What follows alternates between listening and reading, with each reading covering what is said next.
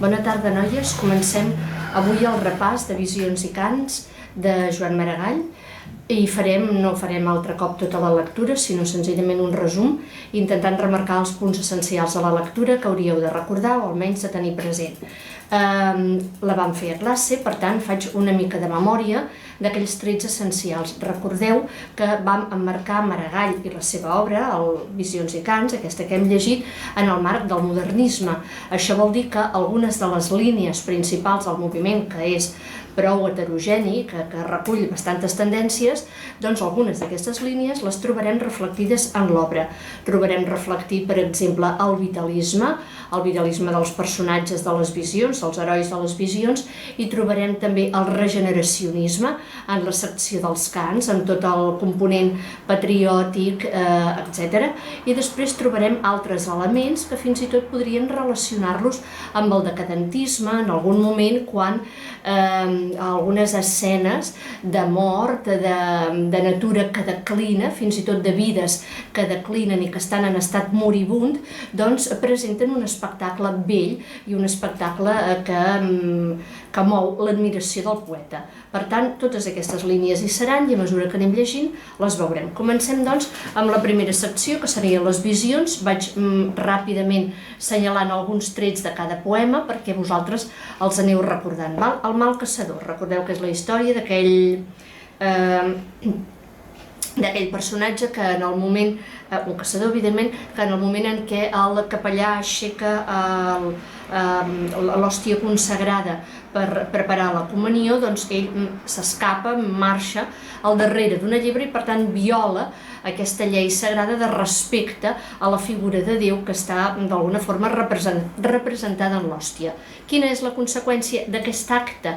Com en molts d'altres casos, la condemna. Recordeu, soc a la pàgina 40, les dues primeres estrofes: corres i correràs, mai més t'aturaràs. Aquesta és la sentència. Doncs corro i correré, mai més m'aturaré. Alegre és la sentència. Recordeu aquests herois vitalistes de Maragall que traspassen i transagredeixen totes les normes, però que assumeixen aquesta condemna, la condemna que els cau i que els pertoca.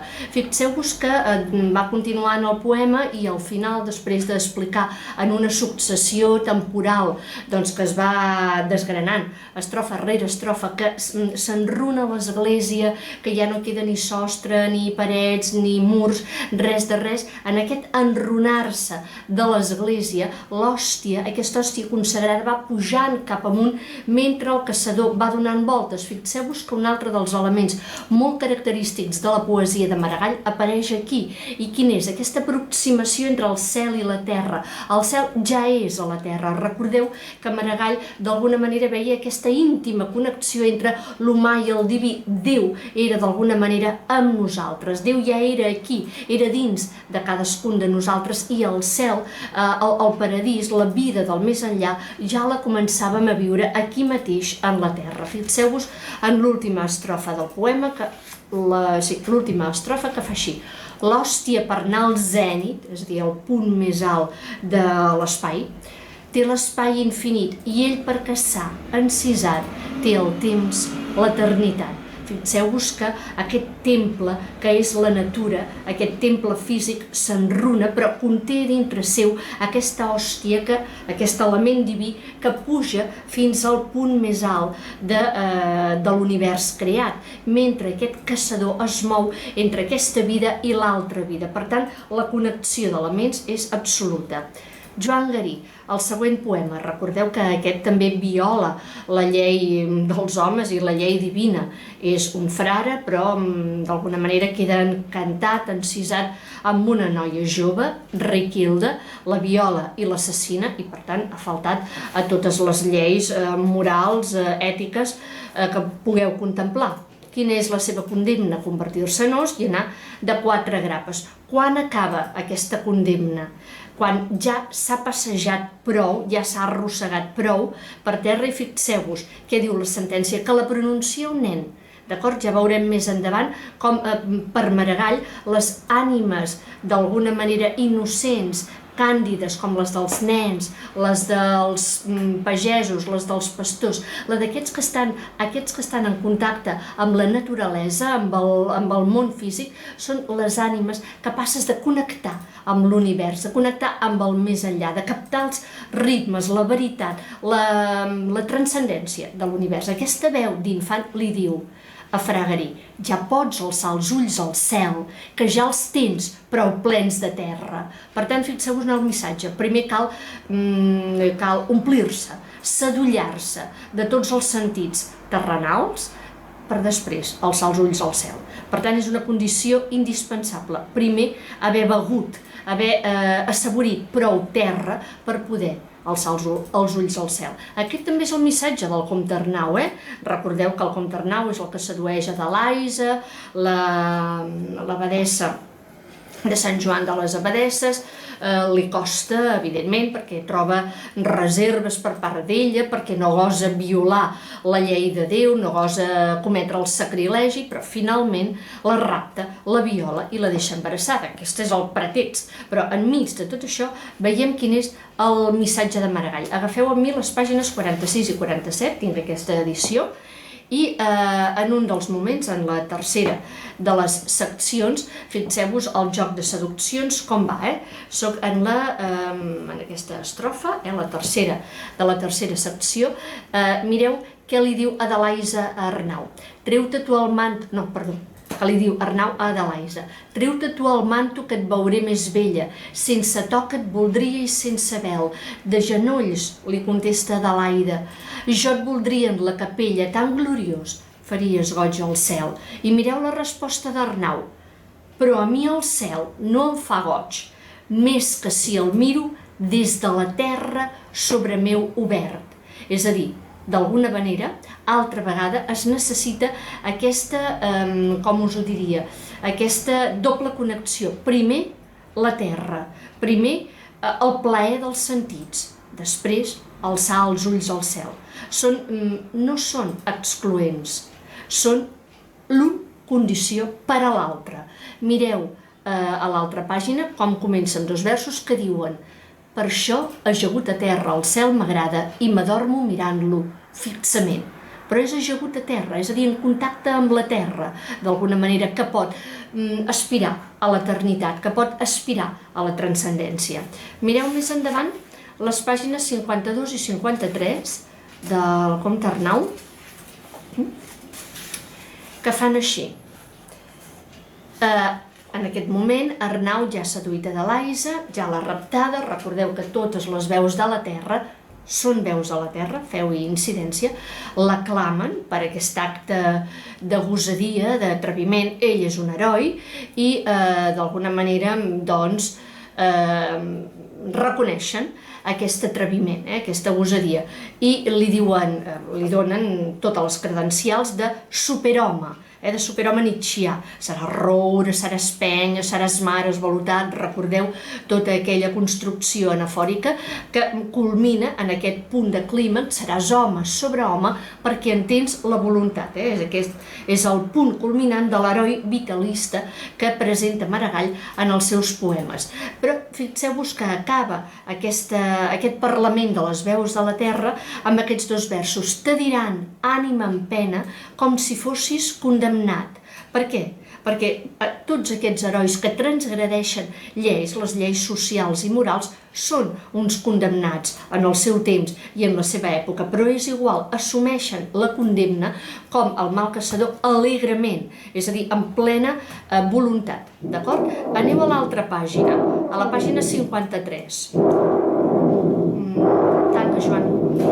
Noies, ho havíem deixat a la pàgina 53. Recordeu que Adelaisa ha estat seduïda i raptada per Arnau i en aquest moment es produeix el següent diàleg. Aneu a la pàgina 53, després d'un espai entre dues estrofes, que fa així: al punt de la mitjanit, Adelaisa obre els ulls a les estrelles. Arnau, que em puges al cel? Resposta d'Arnau: el nostre cel és la terra. Per tant, fixeu-vos fins a quin punt hi ha aquesta connexió amb la terra dels personatges d'aquests herois vitalistes de Maragall, que d'alguna manera s'han de d'omplir de tot el plaer dels sentits, és una vida sensorial la que ells reclamen, la que ells duen a terme, i és justament aquesta vida plena dels sentits la que els connecta amb el més enllà, amb la transcendència, amb allò de diví que hi ha en el món i en l'univers. I acabem, recordeu que Adelaisa queda embarassada d'Arnau, i en el moment en què Arnau la veu prou gràvida, és a dir, ja prou grossa, ja amb el ventre que li pesa, els llavis oberts, a punt ja d'infantar, a punt de tenir la criatura, la veu ja prou arrelada a terra, ja ha perdut aquella espiritualitat d'abadessa, de monja. Per tant, en aquest moment l'abandona. Anem a les últimes línies del poema, que fa així. Doncs, en la terra et deixo, i ara adéu. Arnau, replica Adelaisa, si jo era teva, no eres meu? I mireu com respon aquest heroi de Maragall. Jo sóc sols dels meus braços i dels meus passos. Per tant, és un heroi individualista, vitalista, que vol experimentar plenament la vida dels sentits, i això és el que el connecta amb la transcendència, amb el cel, amb el diví. Anem a l'estimada de Don Jaume. Tenim un altre heroi, aquest té unes característiques absolutament diferents de la resta.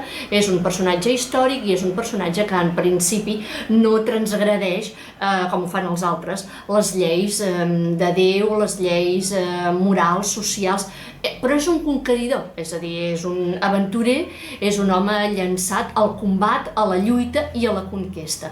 En aquest cas, la conquesta preuada de Don Jaume és Mallorca. I fixeu-vos quin és l'elogi que dedica el rei Jaume a l'illa que acaba de conquerir, que és la seva estimada. Fixeu-vos què li diu. Soc a la secció número 4, a l'apartat número 4, que diu: que n'és de bona la terra, com li escau el cel damunt, com més terra, més cel sobre, com més cel, més quietud. Així a soles se parlava aquell vespre el rei August. Per tant, fixeu-vos en la idea, com més terra, més cel.